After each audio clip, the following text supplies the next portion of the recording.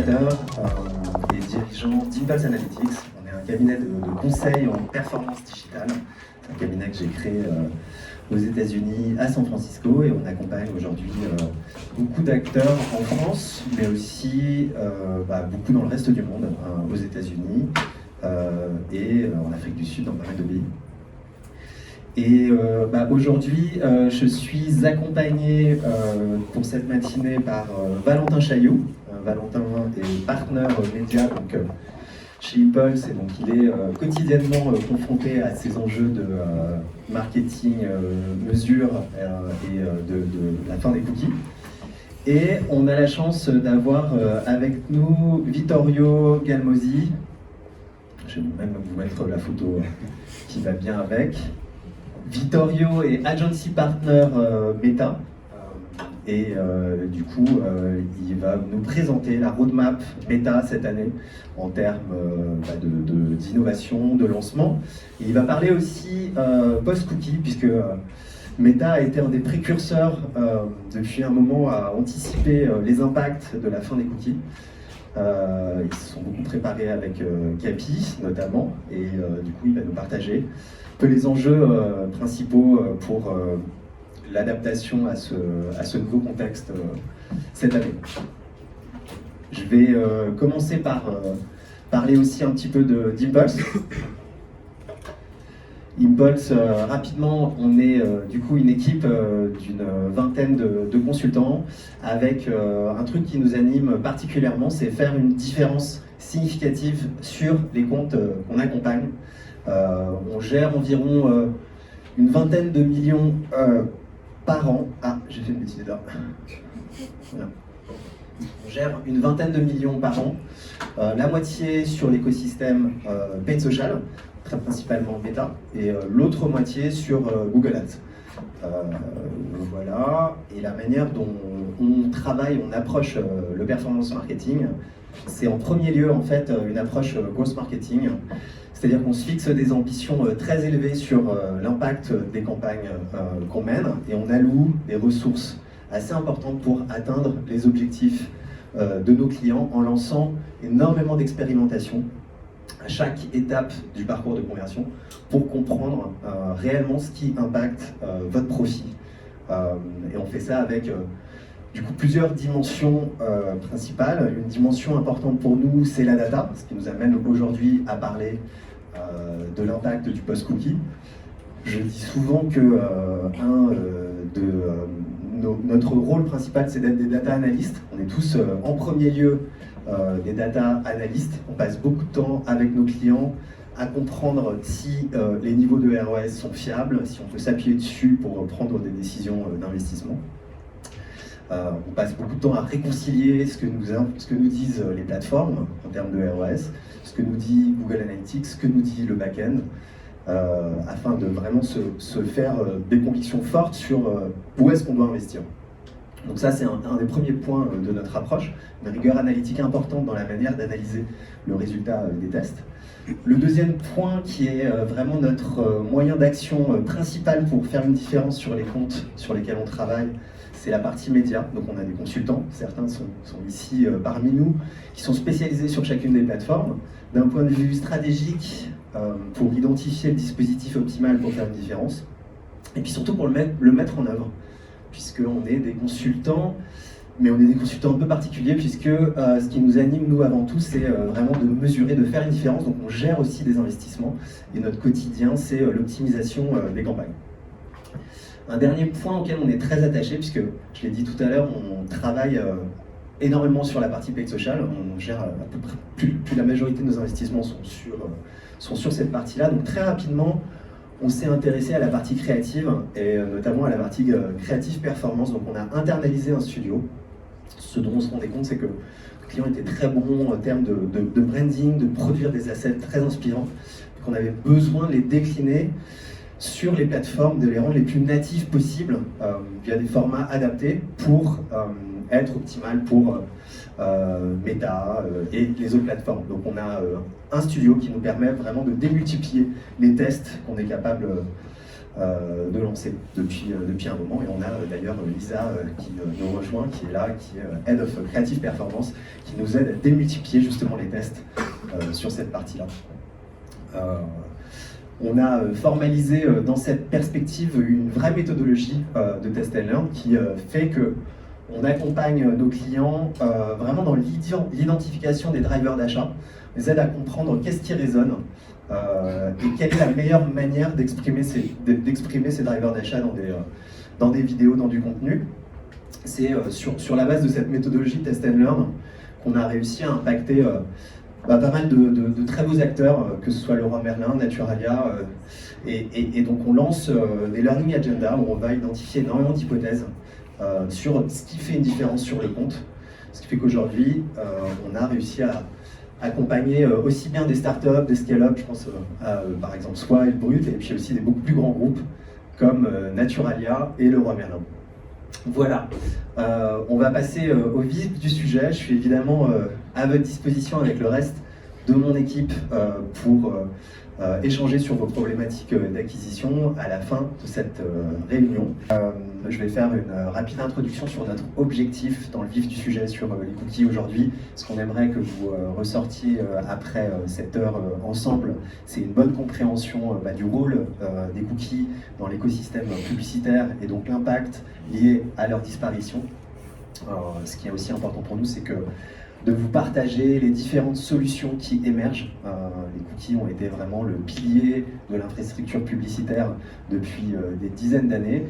Les premières solutions qui émergent, sur certaines plateformes ont bien avancé, notamment Meta. On est seulement le 18 janvier aujourd'hui. 2024 va être une année assez animée sur la fin des cookies. Il y a beaucoup de solutions qui émergent et on aimerait vraiment que vous partagez ces différentes solutions et puis de manière très concrète que vous ayez des premiers tips actionnables à mettre en place pour vous assurer d'être prêt lorsque Chrome, qui est la grosse actualité cette année, arrête de supporter les cookies tiers. Voilà nos objectifs, vous nous direz à la fin. On a pas mal de slides à vous présenter, donc on va avancer et vous partager un peu l'impact sur chacune des plateformes. On a vraiment aussi voulu garder du temps à la fin pour toutes les questions, donc n'hésitez pas, s'il y a des choses qui ne sont pas claires, à les noter pour qu'on puisse répondre à la fin de la session à toutes vos questions. Pour démarrer rapidement, je vais faire un petit point de contexte sur notre rôle lorsque on accompagne un client et l'importance des cookies dans l'écosystème publicitaire. Une grosse difficulté auquel on a eu à faire face en tant que marketeur ces dernières années, c'est que le parcours de conversion s'est beaucoup complexifié avec l'arrivée du mobile évidemment. Et puis la démultiplication du nombre de points de contact, de plateformes, qui rend le parcours de conversion de plus en plus difficile à comprendre. Une grosse partie de ce qu'on fait, notre obsession quand on prend un client et qu'on scale ses investissements, c'est de comprendre vraiment le rôle de chaque point de contact, de chaque canal dans le parcours de conversion. Donc il y a une première étape pour nous qui est de s'assurer qu'on mesure tous ces points de contact. Et la deuxième étape pour nous, c'est de quantifier l'impact de chacun de ces points de contact dans la conversion. C'est une grosse dimension de notre travail. On passe beaucoup de temps à triangulariser ces éléments entre la plateforme, le Google Analytics et le CRM pour nos clients pour vraiment avoir une représentation fidèle du parcours de conversion et une compréhension assez claire du rôle de chacun des canaux pour aider nos clients à investir sur le canal qui a le plus d'impact. Et le cookie a joué un rôle très fort dans cette compréhension du parcours de conversion. Il nous aide à déjà mesurer l'impact de chaque plateforme. Il nous aide à créer des expériences digitales les plus personnalisées possibles au goût, au comportement des utilisateurs. Et le dernier point, évidemment, il nous aide à monétiser ces visites depuis une dizaine d'années. Ce qui se passe aujourd'hui, c'est qu'il y a une évolution assez forte des mentalités. Les utilisateurs sont plus OK pour que les navigateurs envoient des informations sans leur consentement. Donc on assiste à au fil des années une évolution assez drastique entre RGPD, les adblockers, les navigateurs qui ont déjà commencé à restreindre les cookies tiers depuis un moment, notamment Apple et Firefox qui depuis quelques années déjà ne partagent plus ces informations. Et aujourd'hui, en 2024, le coup de grâce, si je puis dire, c'est la fin du support de Chrome des cookies tiers. Chrome, c'est 60% de part de marché dans les navigateurs.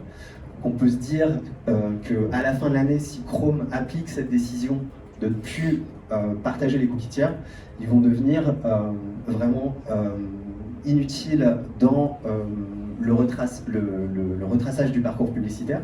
Et il faut qu'on s'adapte, il faut qu'on soit capable de trouver d'autres solutions pour comprendre ces différents points de contact.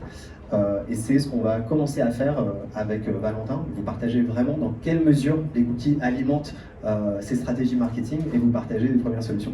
Je laisse la parole. Parfait. Bonjour à tous, Valentin, je ne vais pas me représenter. L'objectif peut-être d'abord, avant qu'on rentre dans le vif du sujet, c'est de revenir un tout petit peu en arrière, d'essayer de comprendre à quoi servent les cookies. La différence entre un cookie first et un cookie tiers. Aujourd'hui, les inquiétudes qui cristallisent un peu les discussions, c'est la fin des cookies, mais c'est seulement des cookies tiers. On va voir que tout n'est pas fini. Si on s'intéresse déjà un peu à la définition d'un cookie tiers, on est allé regarder ce que dit la CNIL, qui est très bien placé pour nous expliquer ce qu'est un cookie tiers. Donc les cookies tiers, ce sont les cookies déposés sur des domaines différents de celui du site principal, généralement gérés par des tiers qui ont été interrogés pour la site non visité et non par l'internaute lui-même. C'est une définition pour le moins complexe, donc on a essayé de simplifier un petit peu ça. Globalement, un cookie, qu'il soit tiers ou first party, c'est un fichier qui est déposé sur votre navigateur et qui permet de suivre le comportement de l'internaute, donc votre comportement, quand vous naviguez sur le web. Ça a deux objectifs principaux. Le premier, c'est la mesure, et notamment mesurer la performance des campagnes médias lorsqu'on opère des campagnes médias. Et le deuxième point, ça va être de vous catégoriser, d'essayer de comprendre votre comportement pour vous clusteriser dans des audiences, pour derrière, éventuellement, du coup, vous recibler, encore une fois, à des fins notamment publicitaires. Une fois qu'on s'est dit ça, on va essayer de faire la différence juste entre first party cookie et cookie tiers. Encore une fois, c'est les cookies tiers qui vont disparaître normalement d'ici la fin de l'année. Les first party cookies ne vont pas être impactés. Un cookie first, c'est globalement les cookies que vous, en tant qu'annonceur, vous déposez, notamment via, par exemple, Google Analytics, qui est un des outils que vous utilisez pour suivre la performance de vos campagnes. Donc en fait, ces cookies-là ne vont pas être impactés. C'est des cookies qui sont déposés par le propriétaire du site, et c'est le propriétaire du site qui va les utiliser. C'est la différence avec un cookie tiers.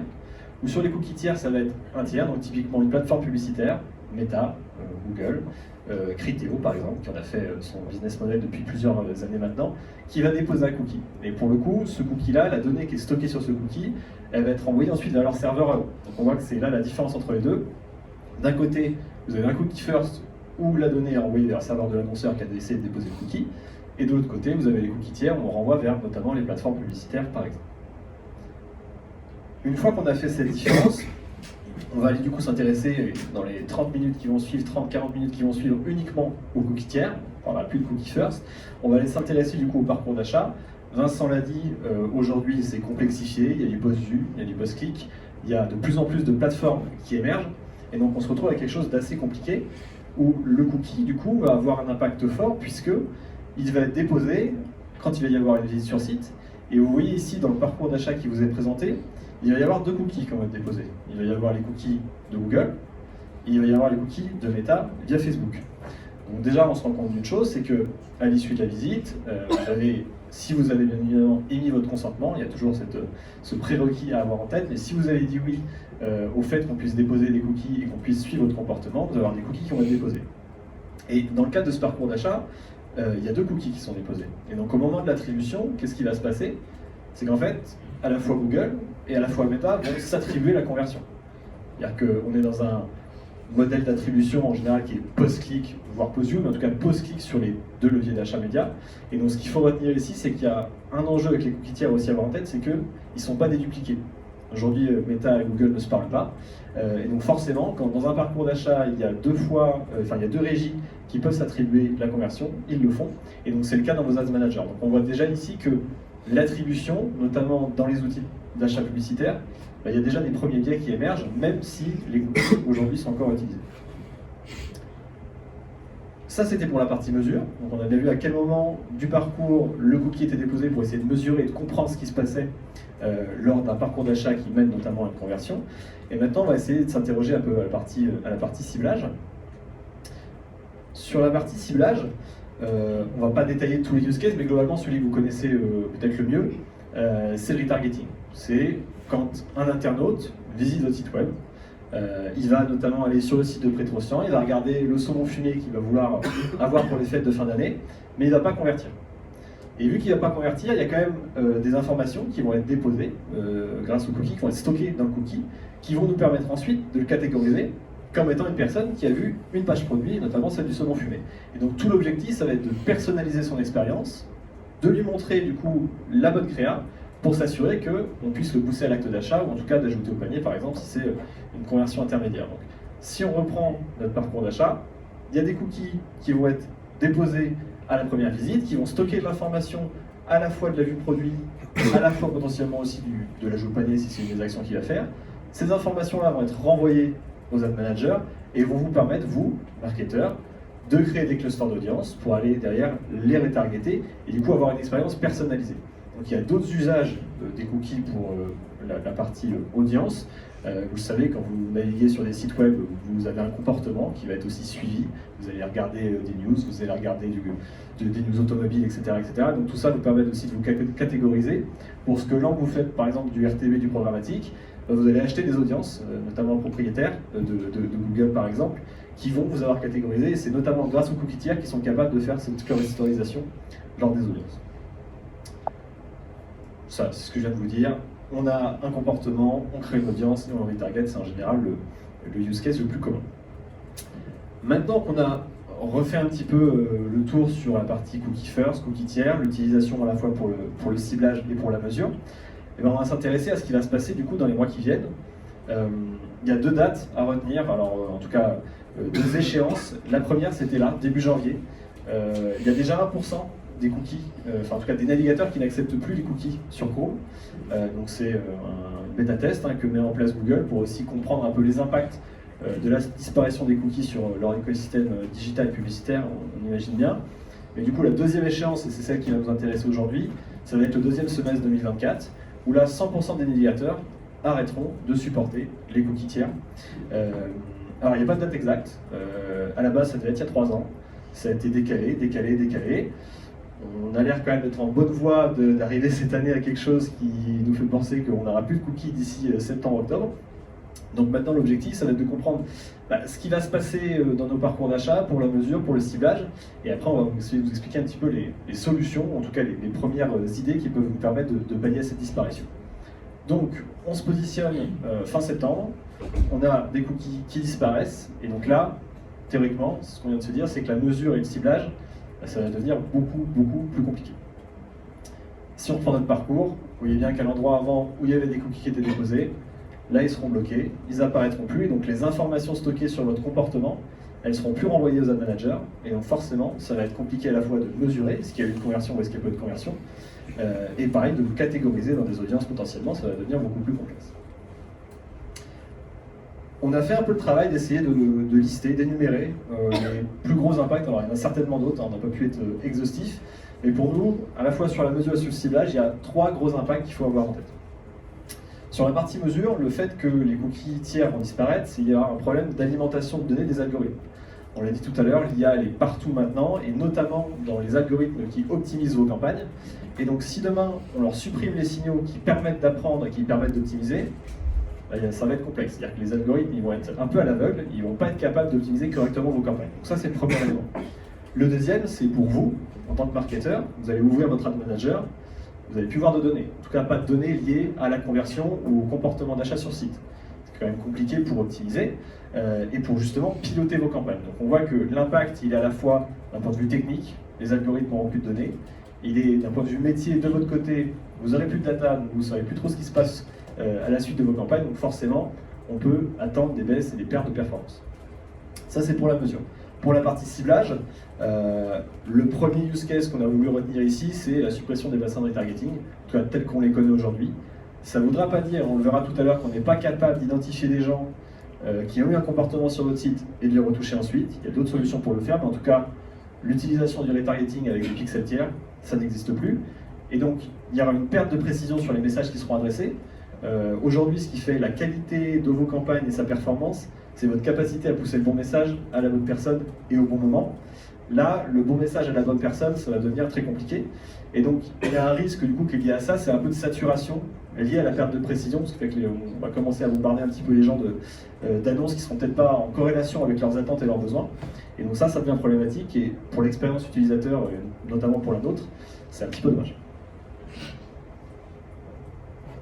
Donc, une fois qu'on a vu un petit peu ces 6 conséquences, on va essayer de s'intéresser un petit peu aux différentes solutions qui pourraient nous permettre de pallier un petit peu à la disparition des cookies tiers. On va les prendre une par une. La première, c'est le server-side tracking. Peut-être si on fait une légère pause ici, est-ce que, à main levée, les gens peuvent me dire ici qui a implémenté le server-side tracking Ok, une personne, 2 personnes, 3 personnes. Bon, il y a, on va dire un petit 5-10%. Donc pour les 90% qui ne l'ont pas encore mis. Peut-être qui a implémenté Capi. Petit 5-10% aussi. Donc à tous ceux qui ne l'ont pas encore mis en place, soyez attentifs, je pense que c'est une des mesures qui est importante pour vous ici. C'est de voir comment on va être capable de contourner le fait que les cookies tiers vont disparaître. Mais déjà, pourquoi on a besoin de contourner cette disparition des cookies? C'est parce qu'en fait, il y a 3 constats aujourd'hui, on en a un petit peu parlé, donc je vais passer rapidement, mais le premier, c'est que l'automatisation, elle est partout dans vos campagnes. AdvantageX+, Daba, Pimax, Dimension. On a de plus en plus de campagnes automatisées qui vous donnent moins de visibilité à vous, moins de capacité à optimiser vos campagnes parce qu'on laisse tout en algorithme. Donc en fait, si on ne donne plus de données à l'algorithme, il n'y a plus d'optimisation. Et enfin, là où vous avez la main, vous, et notamment sur Meta, c'est sur l'aspect créatif, sur votre capacité à mettre en avant des créas performantes qui vont vous permettre de convertir l'internaute. Et donc pour ça, il faut tester. Il faut tester plein d'itérations, plein d'itérations, plein d'itérations. En fait, si vous n'avez plus de données, prendre des décisions sur vos A/B tests, ça va être assez compliqué.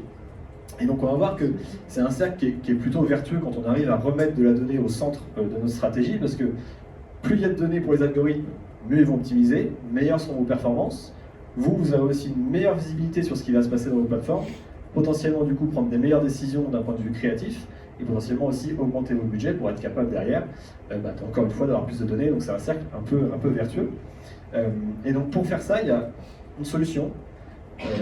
Le server-side tracking, je vais vous laisser 2 minutes pour digérer le schéma. Il est un peu complexe. Ce qu'il faut retenir, c'est surtout la partie de droite. C'est de se dire qu'en fait, la partie du haut, donc le client-side tracking, c'est ce qui se passe aujourd'hui. Vous avez théoriquement un cookie qui est déposé sur le navigateur, et ensuite, vous avez les différentes régies, Meta notamment, qui viennent récupérer cette information. Et en fait, ce qui va se passer, ça existe déjà avec les adblocks, je pense que certains d'entre vous doivent en avoir, c'est que vous coupez en fait cette connexion entre le navigateur et la régie publicitaire. Donc les informations ne sont plus envoyées, et c'est ce qui va se passer de toute façon là sur Chrome d'ici la fin de l'année, c'est que l'information contenue sur les cookies tiers, ne sera pas envoyée de toute façon aux ad managers, donc on va tout perdre. Donc quelle est la solution? En tout cas une des solutions, ça va être le server-side tracking. Je ne vais pas rentrer dans la technicité parce que déjà j'en maîtrise pas entièrement, je laisse ça à mes équipes data, mais ce qu'il faut retenir, c'est qu'on va mettre un intermédiaire, et cet intermédiaire en fait ça va être vous, ça va être un serveur que vous allez mettre entre Google, Meta et TikTok et vos données, votre site web. Donc en fait, au lieu d'envoyer et de laisser en fait Meta piocher, on va dire directement dans le navigateur les informations dont il a besoin via les cookies, vous allez avoir un serveur entre les deux. Donc vous allez contrôler la donnée que vous collectez, vous allez déjà la collecter pour vous, vous allez la mettre sur vos serveurs, et ensuite vous allez faire le choix de la distribuer à vos différents partenaires médias. Et donc c'est là où la différence, c'est qu'en fait on n'est plus sur des cookies tiers, on est vraiment sur la donnée first party que vous allez collecter, et c'est à vous de faire le choix de la renvoyer ensuite, potentiellement de l'enrichir, pour être le plus efficace possible dans la transmission de données à vos partenaires. Donc ça, c'est une solution qui est en place maintenant depuis un moment. Vittorio tout à l'heure vous parlera de Capi, donc qui est la solution de Meta pour passer sur un server-side tracking. Ça fait 2 ans et demi peut-être maintenant que c'est en place, donc c'est quelque chose qui est bien rodé, on le verra, qui a des avantages du coup et des inconvénients. Les avantages, on vient un peu de les citer. Vous contrôlez la donnée, donc vous la récupérez d'abord et vous l'envoyez ensuite. Donc déjà, vous savez exactement ce que vous allez transmettre. Vous avez aussi du coup la possibilité d'enrichir la donnée que vous allez collecter pour mieux alimenter les plateformes médias. C'est-à-dire qu'une fois que la donnée elle est chez vous, vous allez être capable, par exemple, si vous avez récupéré que l'adresse email, mais que dans votre base de données CRM, vous avez l'information, par exemple, du numéro de téléphone, vous allez enrichir votre donnée avant de l'envoyer à votre partenaire, ce qui permettra d'avoir une meilleure réconciliation, un meilleur matching. Et donc, qui dit une meilleure réconciliation dit des données de meilleure qualité, et donc théoriquement, des meilleures données dans vos reporting, des meilleures données pour vos algorithmes, et donc de meilleures performances. Ça, c'est tous les bénéfices. Donc, ils correspondent globalement à ce qu'on devrait perdre avec les cookies tiers. En revanche, il faut quand même avoir deux choses en tête. La première, c'est le coût plus important. C'est-à-dire que vous allez mettre un serveur entre les deux là que vous n'aviez pas avant. Ce serveur, il a un coût. C'est un serveur qui est dans le cloud, mais ce serveur, il a un coût. Il est en général en fonction du nombre de hits, du nombre de requêtes qu'il y a sur le serveur. Donc, plus vous avez un site important, plus il y a de requêtes, plus ça va vous coûter cher. Donc, il faut l'avoir en tête. Et le deuxième, c'est la complexité technique, alors qui va se lisser au fil du temps, au fur et à mesure que les acteurs apprennent à se servir du server-side tracking. Mais c'est vrai qu'aujourd'hui, on est plutôt habitué à avoir notre GTM classique client-side, à poser des tags et des pixels, et globalement le tracking se passe bien. Là, c'est un peu plus compliqué, parce que c'est un peu plus nouveau, et ça va se gommer avec le temps au fur et à mesure que les différents annonceurs mettent ça en place. J'espère que cette partie-là est claire pour vous. C'est vraiment la solution, on verra, prioritaire pour essayer de pallier à la fin des cookies qui arrivent dans 6 mois. En revanche, on a fait le choix aujourd'hui de vous parler d'une autre solution qui ne va pas dire réellement pallier à la fin des cookies. C'est-à-dire que si vous ne mettez pas en place le server-side tracking, le conversion lift ne servira à rien. Mais on pense que c'est une bonne opportunité de prendre un tout petit peu de recul et de se dire qu'en fait l'attribution, c'est un moyen de mesurer qui a été utilisé depuis des années. On voit qu'il est quand même pas mal challengé. Il l'était déjà avec la privacy et le fait qu'on doit donner son consentement pour avoir des cookies qui nous suivent. Là, il va être encore plus challengé avec les moyens techniques qui vont être mis en place pour les stopper sur la partie Chrome. Et donc, on se dit que le conversion lift, qui est une méthode de mesure de l'incrémentalité, ça peut être aussi une bonne alternative pour vous, en tant que marketeur, pour essayer de comprendre et d'analyser la performance de vos campagnes. On vous a remis un petit schéma ici, qui n'est pas qui est de méta, on va prendre c'est assez large, mais du coup, aujourd'hui, ce qui se passe, c'est qu'on utilise la dernière ligne. On utilise beaucoup d'attributions, que ce soit dans les ads managers ou que ce soit sur de la web analyse. Et donc, ça a un avantage, et vous voyez, c'est ici à droite, c'est la fréquence. Il y a une conversion sur votre site à 10h, à 11h, elle est déjà dans votre ad manager, vous savez quelle créa, vous savez quelle audience. Ça, c'est super, c'est de l'instantanéité, on est capable d'optimiser en continu, donc ça, c'est top. En revanche, on voit que sur la partie précision, compliqué, parce qu'on l'a vu déjà au début, c'est-à-dire que les ad managers ne se parlent pas, donc on peut avoir deux ad managers qui s'attribuent une conversion. Déjà, il y a un problème de déduplication. Il y a le consentement. Demain, il va y avoir du coup la perte des cookies tiers. Ça commence à faire beaucoup pour cette méthodologie de tracking. Donc, on ne dit pas qu'il faut l'abandonner, loin de là. On va continuer, on n'a pas le choix, on va continuer de se parler d'attribution. Mais on voulait mettre en perspective le fait qu'il y a aussi d'autres modèles, d'autres possibilités d'aller comprendre la performance d'un levier dans votre mix média. Donc il y en a deux autres. Il y a en premier le modeling, donc le mix media modeling, qui est basé sur des statistiques que je ne vais pas aujourd'hui, et des modèles statistiques que je ne vais pas vous expliquer parce que complexe. Mais nous, ce qu'on vous propose, c'est plutôt d'arriver sur les experiments. Donc, dans les experiments, ça va être des méthodes de mesure. Donc il y en a deux plus connues, certainement d'autres. Il y a le conversion lift et le geotesting, qui sont des méthodes de mesure du coup incrémentales. Et elles ont la particularité et la bonne idée d'être très précises, puisqu'en fait on va venir comparer des populations exposées à des populations non exposées. Donc il y a un autre schéma après, mais globalement l'idée, ce qu'il faut comprendre, c'est qu'en fait quand on va faire un conversion lift, on va mettre en place nos campagnes, et dans les campagnes qu'on va mettre en place, il y a 90 ou 85% des gens qui vont être exposés à la publicité qu'on aura mis en place, et 10 à 15% des gens de la même audience qui ne vont pas être exposés. Et en fait, parce que globalement ça correspond à ce schéma, donc c'est pas un 50-50, là vous voyez un 50-50, mais on va plutôt prendre un échantillon de 10%, parce que si vous n'avez pas des audiences assez grandes et qu'on commence à ne pas exposer 50%, ça va être un petit peu compliqué d'un point de vue reach. Mais globalement c'est ça, on a une audience, on la sépare en un groupe contrôle, un groupe test, exposé, non exposé, et à la fin ce qu'on va venir du coup analyser, c'est la différence entre les deux groupes. C'est-à-dire, en fait, si je mets une campagne en place et que mon groupe contrôle il convertit autant que mon groupe test, c'est qu'elle n'a pas eu d'impact. Et donc en fait, j'ai payé pour pas grand-chose, puisque de toute façon, les gens auront converti. Donc on voit qu'on est dans une démarche un peu différente, où on va essayer de comprendre l'incrémentalité de nos campagnes, l'incrémentalité de l'argent qu'on a mis, concrètement, voir si ça a un réel impact sur notre back-office. Juste peut-être pour préciser une seconde sur ces études d'incrémentalité, c'est exactement le même système de test lorsqu'un médicament est mis sur le marché. On teste de manière scientifique son efficacité via un contre-groupe qui est exposé et l'autre non. Et en fait, ce sont des études qu'on a la possibilité de mener assez facilement sur directement l'Ads Manager. Meta est en train de démultiplier les moyens pour chacun de lancer ce type de test ou pour des cas un peu plus compliqués avec votre partenaire, mais c'est des études qu'on lance assez fréquemment. C'est toujours hyper intéressant d'avoir un regard un peu différent en parallèle de l'attribution, comme Valentin l'a souligné, avec ces études d'incrémentalité. On peut se rendre compte parfois qu'on a, via l'attribution, un niveau de ROS qui est extrêmement élevé, mais finalement il n'y a pas tant d'incrémentalité que ça. C'est le cas parfois en retargeting, et donc ça va nous aider à réallouer dans certains cas des investissements sur des canaux qui vont vraiment aller générer des ventes supplémentaires.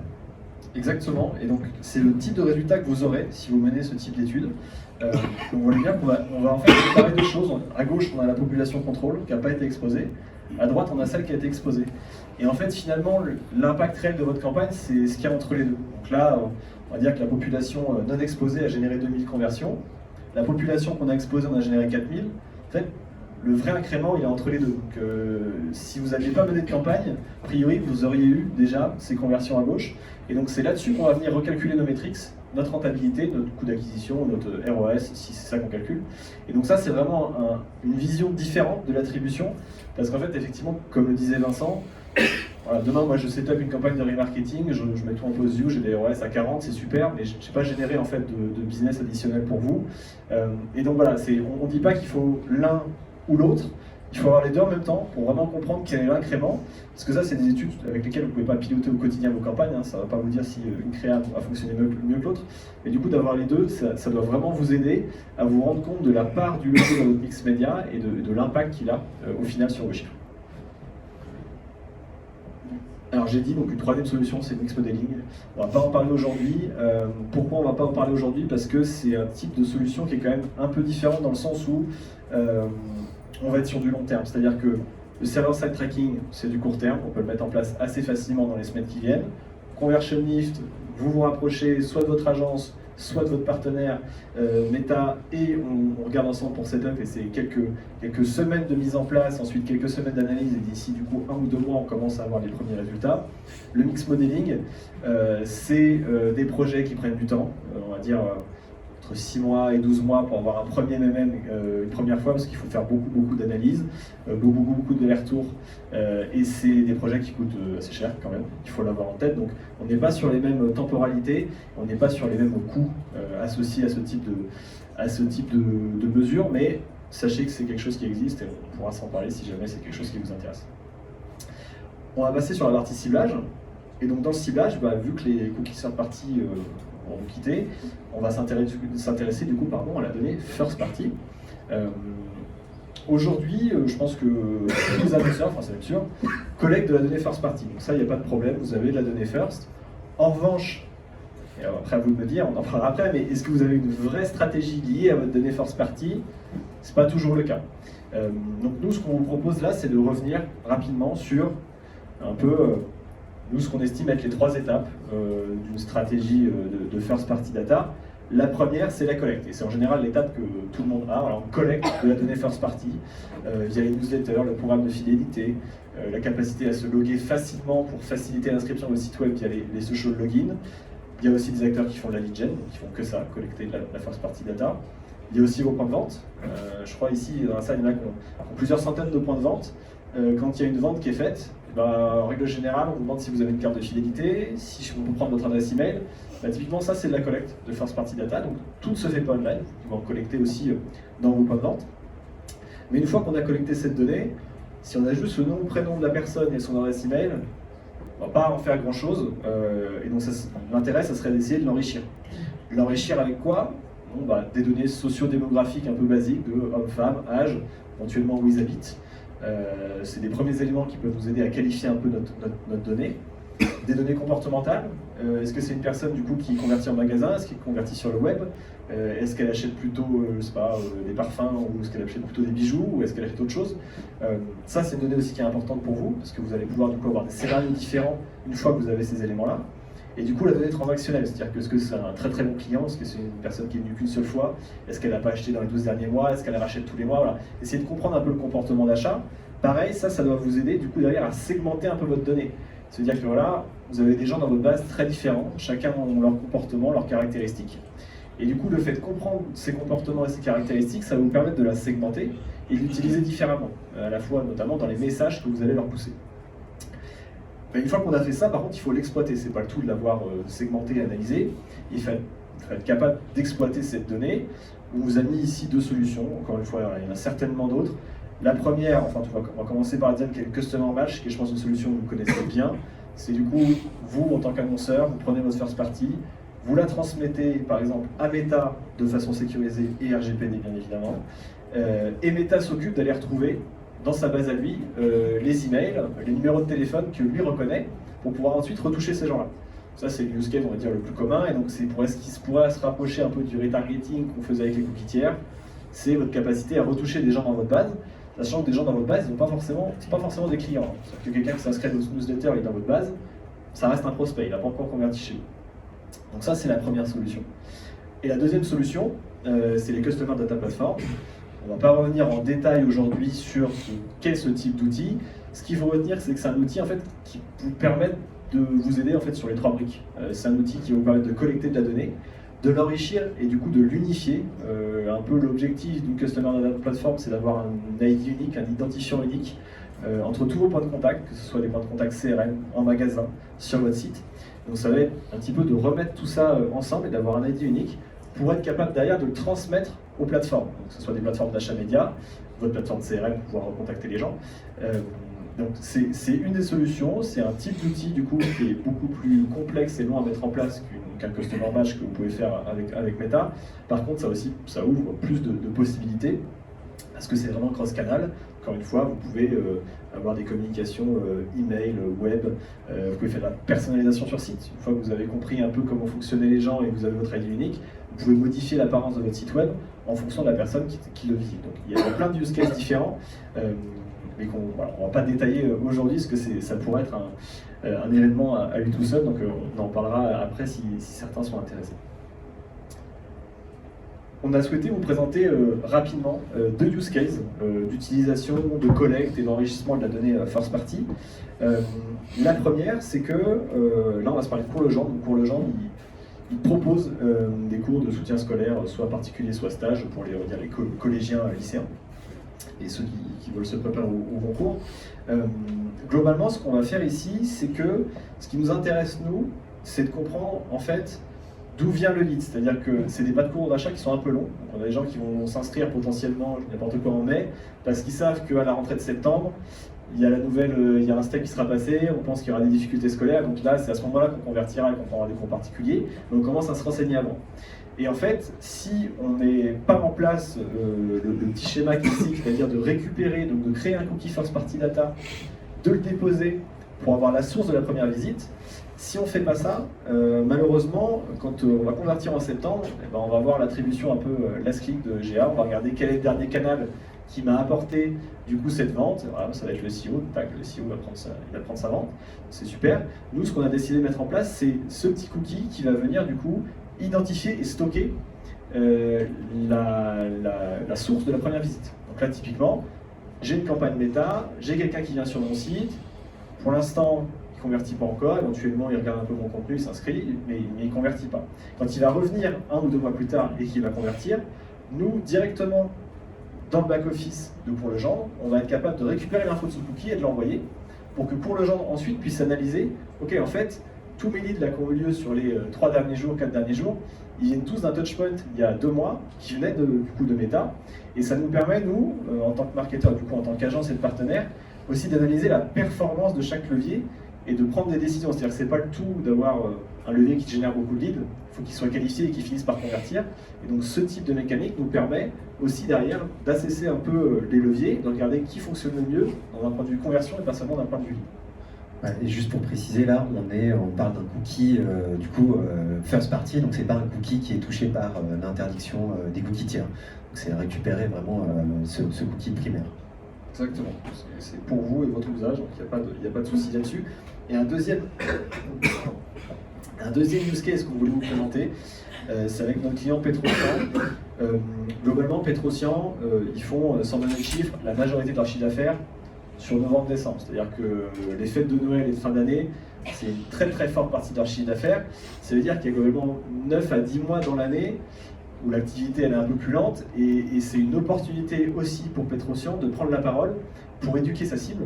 En fait, leur expliquer que le caviar, c'est pas vous, c'est pas un réflexe au quotidien d'acheter du caviar, ça a un coût et surtout on sait pas forcément comment le cuisiner. Et donc ce qu'ils ont décidé de mettre en place, c'est un leader set autour du caviar et autour de tous les autres produits qu'ils peuvent proposer.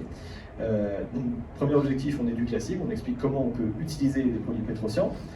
Deuxième objectif, qui est plutôt sympa, c'est qu'on fournit une prestation additionnelle à des prospects, même pas forcément des clients, en leur donnant un leader set, donc il y a une image et une bonne expérience utilisateur. Et surtout, l'objectif pour Petrosian, c'est d'accroître sa base de prospects. C'est de comprendre et d'emmagasiner le maximum de personnes pendant la période un peu creuse, qui sont intéressées par leurs produits, qui ne vont pas convertir maintenant parce que c'est pas l'époque.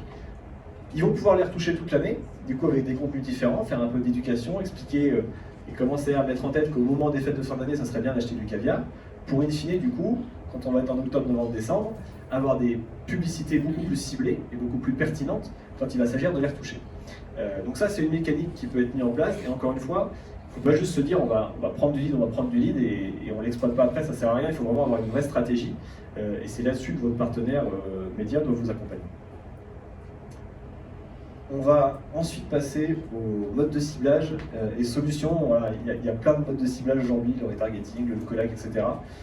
Et je vais laisser du coup Vincent vous présenter un peu tout ça, donc ce qui va changer et surtout comment on va pouvoir y pallier. Ouais, merci beaucoup Valentin. L'idée là du coup c'était de vous donner une vision d'ensemble, un peu les différentes alternatives aux cookies tiers, et on voulait faire l'exercice aussi rapidement de vous donner mode de ciblage par mode de ciblage des clés pour se préparer à la fin des cookies tiers. Donc on a référencé les 4 modes de ciblage principaux. Retargeting, on en a pas mal parlé.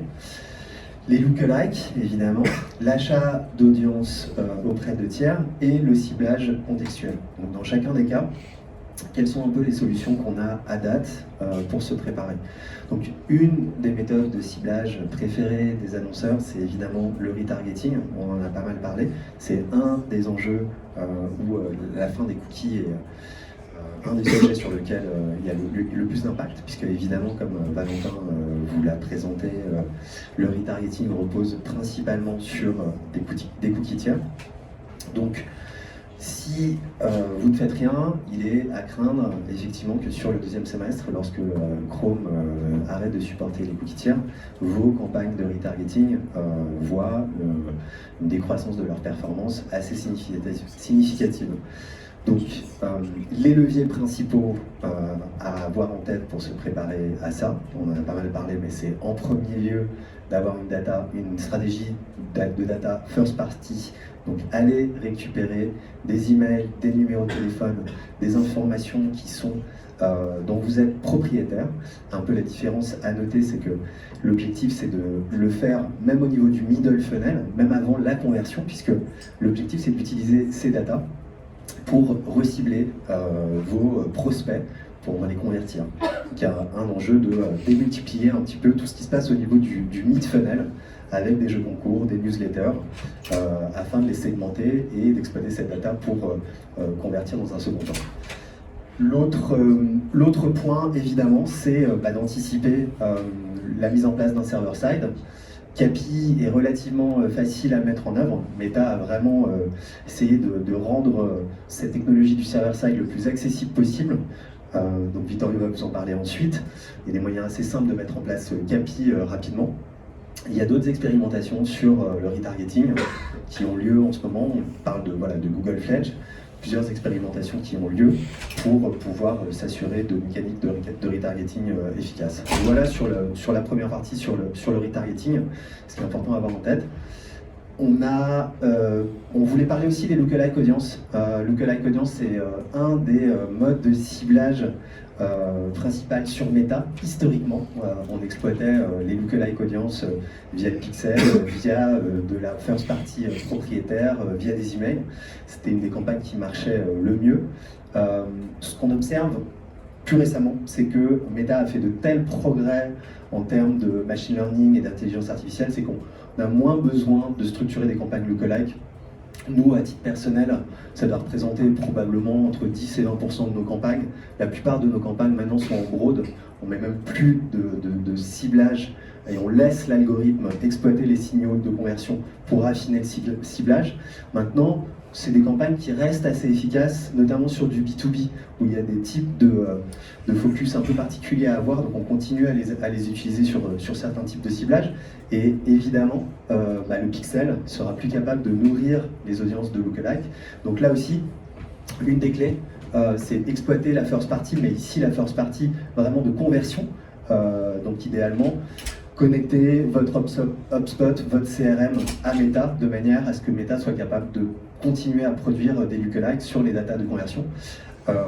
Et puis, on en a parlé tout à l'heure, on vous encourage vivement à exploiter toutes les campagnes qui s'appuient sur l'intelligence artificielle et le machine learning, comme Advantage Plus notamment, qui viennent remplacer progressivement ces campagnes avec des secteurs de ciblage un peu plus spécifiques. Je voulais parler rapidement d'un type d'audience qui se fait pas mal, notamment dans le travel, qui est d'acheter des audiences très intentionnistes. Donc ça, c'est un des types de ciblage qui va être le plus touché par la fin des cookies, c'est le programmatique. C'est le fait d'acheter via un DMP ou une DSP des audiences et de les cibler. Donc là, c'est des audiences qui reposaient à 100% sur les cookies tiers. Et donc, c'est un des modes de ciblage qui risque d'être le plus impacté. À ce jour, il y a pas mal d'initiatives. Vous avez peut-être entendu parler de Privacy Sandbox Initiative. Donc, c'est les initiatives de Google pour justement faire en sorte que le retargeting puisse continuer de fonctionner. Donc, il y a quelques grands acteurs qui ont été impliqués, par exemple WPP, sur le test de ces nouvelles solutions pour faire en sorte de continuer à faire fonctionner le programmatique. Mais c'est à noter, c'est probablement le type de ciblage qui va être le plus impacté cette année. Le dernier mode de ciblage qui historiquement était un des premiers ciblages qu'on utilisait sur la publicité digitale sur Internet, c'était le ciblage contextuel. Un site qui parle de lunettes, aller faire une publicité par exemple pour Jimmy Fairley, on disait on va cibler via du contextuel. Il y a pas mal de gens qui pensent que ça va être un type de ciblage qui va revenir au bout du jour, du coup on ira faire une publicité pour des voitures sur un site qui parle de voitures, donc là il peut y avoir des initiatives intéressantes à suivre. Voilà sur les différents types de ciblage. Je vais laisser peut-être Valentin poursuivre sur un peu la priorisation de ce qu'on vous conseille de faire à ce jour pour vous préparer. On a vu qu'il y avait pas mal de solutions et d'opportunités de se préparer. Si on priorise, Valentin? Oui, c'est ça. Si on doit prioriser un petit peu, enfin, je pense que vous l'avez compris, le server-side tracking, ça doit être votre priorité dans les semaines qui viennent. Vous avez encore le temps, il reste 6 mois, mais le plus tôt vous mettez en place, le mieux vous verrez si la donnée collectée est propre et vous pourrez continuer à l'enrichir et à l'affiner pour qu'au moment où on débranche les cookies tiers, vous soyez prêts. Le deuxième, c'est la first party data. Ça doit être au cœur de votre stratégie sur cette année et sur les années qui viennent. Vous devez reprendre du coup l'ownership de cette donnée-là. Vous devez la comprendre, l'enrichir, la segmenter et l'exploiter. C'est vraiment un point qui est très important. Ensuite, on en a parlé un petit peu, le conversion lift. C'est pas une urgence, mais en tout cas c'est pour vous en termes d'ouverture d'esprit et je pense d'avoir un regard un peu différent sur la performance de vos campagnes. Donc sortir un petit peu de cette dépendance, on va dire, à l'attribution directe pour regarder ça. Et enfin le mix modeling, beaucoup plus long terme comme je disais, mais qui peuvent être aussi dans votre roadmap, peut-être plutôt fin 2024, début 2025, quelque chose d'intéressant à aller explorer. Je vois qu'il est 45, donc on va faire rapide sur ce qui nous reste, mais on voulait juste faire un petit point d'étape sur, ok, si on se place d'un point de vue plateforme, globalement ça reprend ce qu'on s'est dit là, mais sur Meta, du coup, la solution et la priorité, ça va être de mettre en place CAPI, faites-le tant que les pixels fonctionnent encore, comme ça vous verrez aussi les incréments entre le pixel et Capi, vous verrez le nombre de données qui sont remontées en plus. On a un petit cas d'usage après où on vous montrera que c'est quand même pas anodin.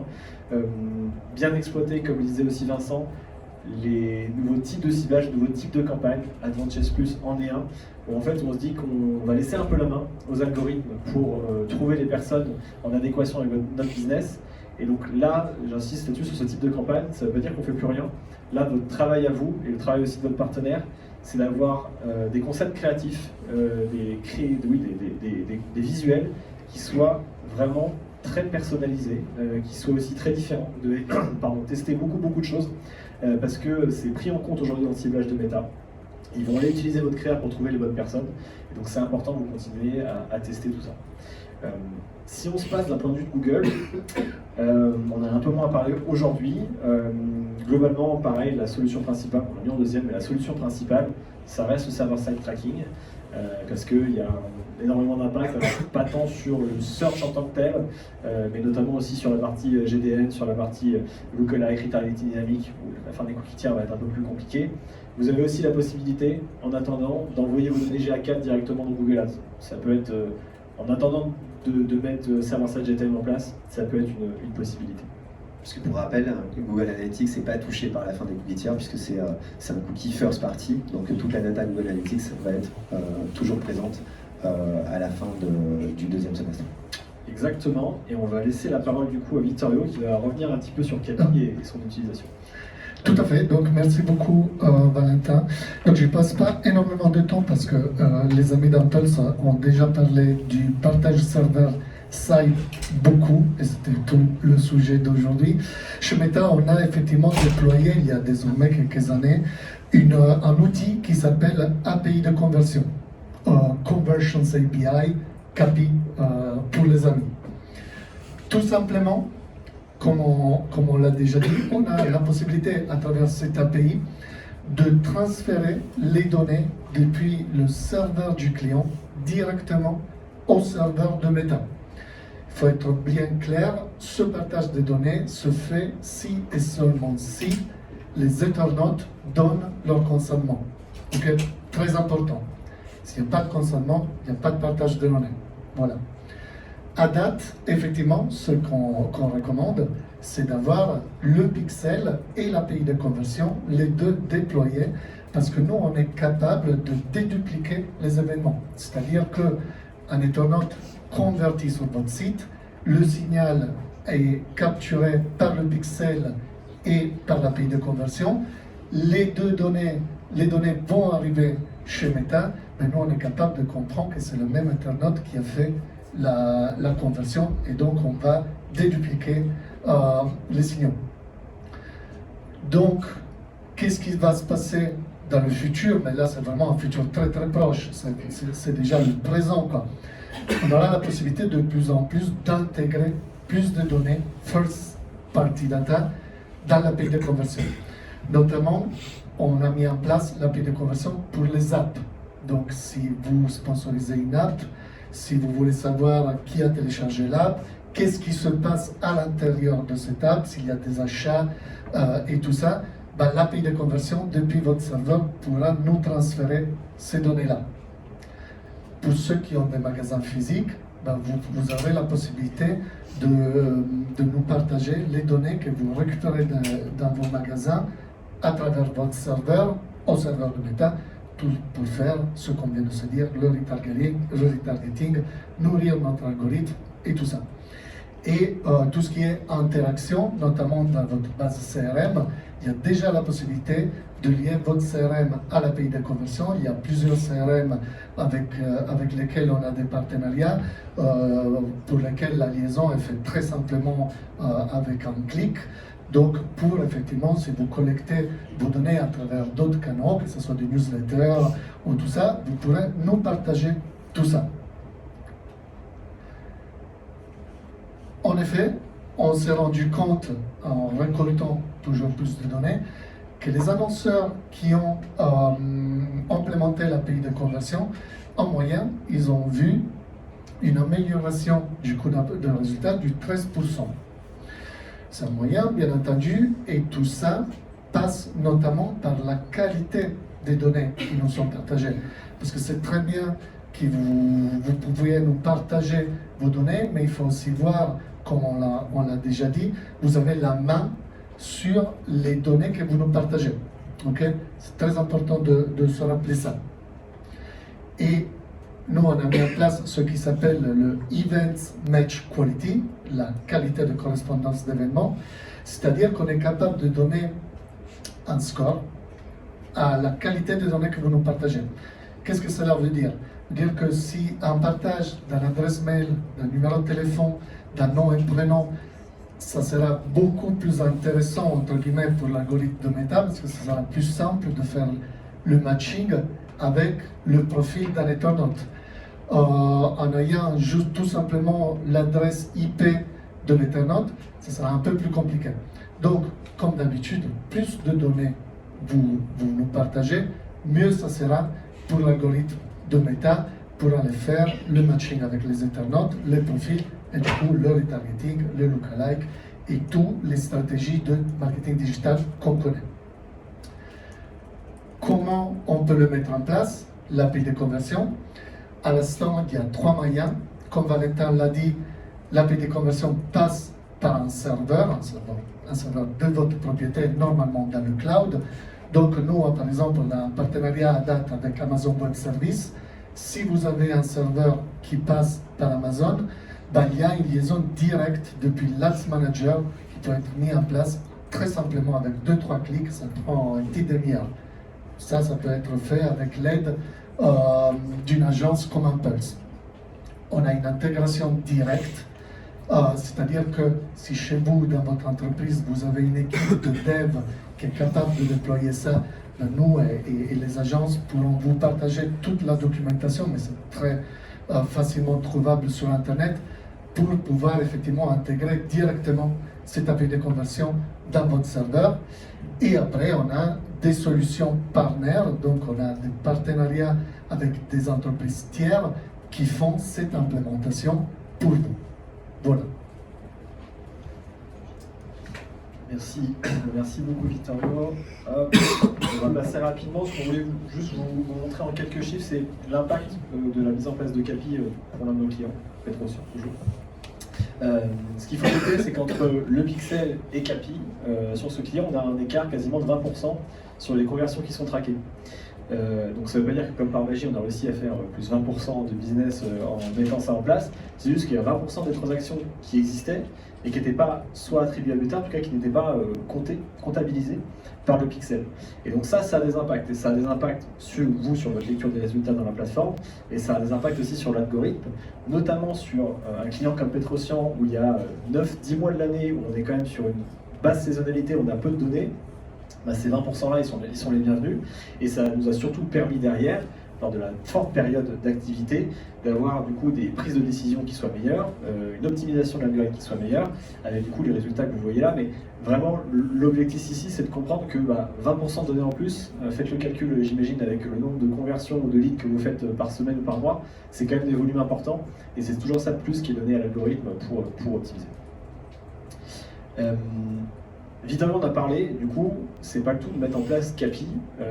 Si vous n'avez pas une correspondance qui est bonne entre votre serveur et les serveurs de Meta, vous n'envoyez pas les bonnes informations, en tout cas elles ne sont pas de bonne qualité, globalement vous n'aurez pas un incrément de 20%. Potentiellement vous aurez beaucoup moins. Et donc l'idée c'est vraiment d'aller regarder ce score. Donc c'est un score, je crois, qui est de 0 à 10 ou de 1 à 10 en tout cas. Et donc là, on vous a mis un exemple d'un score qui est à 4, 4,2. C'est beaucoup trop bas. On va dire que pour vous, pour avoir des résultats qui sont cohérents derrière et une remontée de données qui est cohérente, visez au moins un score de 7. C'est un peu l'objectif qu'on se donne. On n'aura jamais 10, enfin on peut essayer, mais en tout cas, déjà avoir un score de 7, ça vous permet de garantir de votre côté la qualité de données et assez de données derrière à Meta pour être capable de faire le matching et de vous renvoyer les informations dans l'Ads Manager.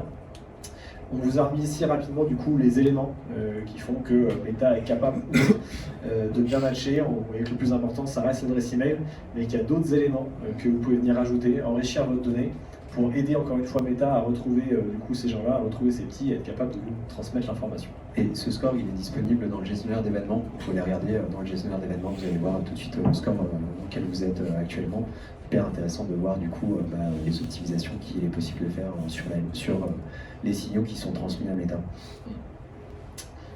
Exactement. On arrive au bout de cette matinée. On a souhaité du coup faire une dernière slide pour se remettre un peu sur les 6 éléments qui nous paraissent intéressants d'avoir en tête quand on va sortir de cette salle. Le premier, bon, ça je pense que vous l'aviez déjà en tête, c'est qu'il y a quand même des changements profonds qui vont arriver, normalement dans 6 mois. On verra si c'est repoussé, mais pour l'instant, disons que sur le deuxième semestre, la façon dont on va collecter et utiliser les données va quand même être pas mal chamboulée. Il y a une réponse qui est déjà connue, qui est déjà en place depuis maintenant quelques années, donc ça serait dommage de s'en priver, c'est le server-side. C'est une réponse qui est efficace, qui répond à une majorité des use cases qui vont disparaître avec la fin des cookies tiers. Donc mettez-le sur votre feuille de route de l'année et même du premier semestre, je pense que c'est vraiment important. Le deuxième élément, c'est que si vous ne faites pas ça, la performance de vos campagnes médias va être impactée, fortement impactée, à la fois du coup dans la mesure, mais derrière si on mesure mal, on prend les mauvaises décisions et du coup c'est toutes les performances qui vont dégringoler. Donc ça c'est un élément que j'imagine que vous avez en tête si vous êtes là ce matin, mais on préfère le rappeler. Un quatrième élément, c'est la first party. On a fait un petit focus dessus tout à l'heure. Ça bouge pas, ça existe depuis des années, c'est parfois sous-exploité, donc c'est dommage. Et donc il faut que la first party data soit au cœur de votre stratégie. Vous sachiez comment la collecter, l'enrichir et l'exploiter. On s'est dit aussi que c'était l'occasion d'élargir un petit peu notre vision de la performance, notre vision des campagnes, avec d'autres méthodes de mesure, le conversion lift, le géolift, le MMM. Donc ça pareil, il y a des éléments plus long terme et plus court terme, mais vraiment le conversion lift vous invite à vous y pencher et à le mettre sur votre roadmap de l'année. Et enfin, ce qu'on retient aussi, c'est qu'il y a une dominance très très forte des campagnes automatisées, des algorithmes. Et donc la qualité des signaux qu'on va envoyer aux ad managers, elle est clé pour continuer d'optimiser correctement. Et elle est aussi clé pour vous dans votre stratégie de test and learn. Si vous n'avez pas assez de données pour prendre des décisions sur les créas, les audiences que vous allez tester, ça va être compliqué pour vous en 2024. Et donc c'était ça qu'on voulait que vous reteniez aujourd'hui.